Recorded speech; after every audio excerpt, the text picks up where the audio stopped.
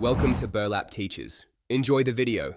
You start by confirming prerequisites, available ISBs, existing wiring, and a realistic budget. Call providers while noting offered speeds and install dates. Prioritize wired options like fiber or Ethernet for lowest latency. Once done, schedule the earliest professional install or request self-install kit if compatible, and prepare ID and payment info. Make sure to note modem and router compatibility, so equipment is ready when the technician arrives or the kit ships. You now perform the complex middle steps, follow install instructions, or guide the technician through ONT or coax terminations and modem activation. Once online, position the router centrally and connect key devices via Ethernet to eliminate wireless bottlenecks.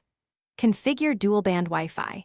Use 5 GHz for fast local devices and 4 GHz for range, and enable Co-S to prioritize work or streaming. Make sure to update firmware, change default credentials, and test baseline speeds so you know the starting performance. You finish by validating performance and addressing issues. Run speed tests near the router and at endpoints, and compare results to your subscribed plan. If speeds are low, power cycle modem and router, inspect and reseat coax/Ethernet cables, and swap ports to isolate hardware faults.